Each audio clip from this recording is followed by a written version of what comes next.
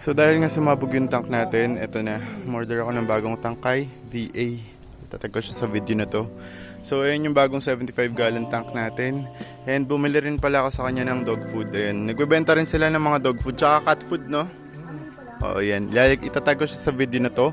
Para kung interesado kayong bumili ng mga dog food, cat food sa kanya, pwede nyo siyang i-DM.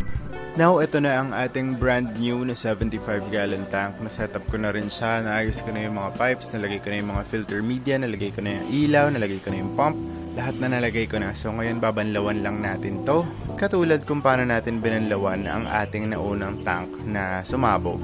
Now, sisimulan na nating refillan itong 75 gallon tank.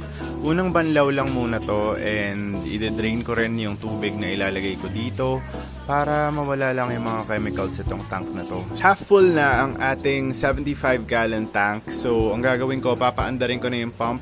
Papaikutin ko lang siya, siguro a little kaskas lang dun sa loob ng tank para matanggal lang yung mga amoy-amoy. Tapos, ang gagawin natin sa water na to ay i-drain ulit natin siya dahil papalitan pa natin yan ng mas malinis pang water.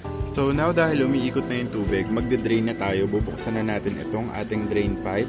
Open lang natin yan and ayun na yung tubig sa labas ay lumalabas na siya.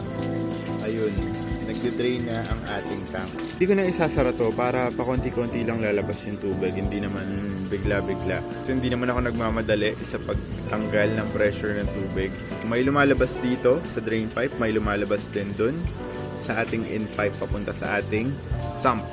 Aantayin lang natin maubos itong tubig na to nandito sa ating tank ngayon. Tapos, pag natapos, papalitan ulit natin siya ng bagong tubig. First drain is done and now nagre-refill na ako ng ating tank. Ito na, finally last na to and makakatulog na ako ng maayos knowing na gumagana na ang ating 75 gallon tank. Pupunuin ko na to ng tubig and crossing my fingers na hindi mabasag itong tank na to. I doubt kasi brand new tong tank na to and napakaganda niya. It looks really nice kasi yun nga yung goal ko, yung dual viewing, yung pwede mo siyang panoorin dito sa loob, pwede mo rin siyang panoorin dun sa labas. So makikita ng mga tao sa labas si Ghost and si Snow. Ang kulang na lang dito sa tank na to ay yung corrugated na plastic na divider, tapos kailangan ko ng 8D foam dun sa first part na yon, tapos everything is okay na. Now, tapos ko nang i-fill yung ating tank. Papaikutin ko na lang to. Mamaya lalagyan ko to ng startup kasi dechlorinated na itong tubig na ito. Ngayon ang gagawin ko ay magdadasal na lang tayo ng malala, hoping na hindi mabasag ang ating 75 gallon tank kasi nakakatrauma. Pero so far, so good naman. I think okay na siya. I think final na siya. Sana talaga.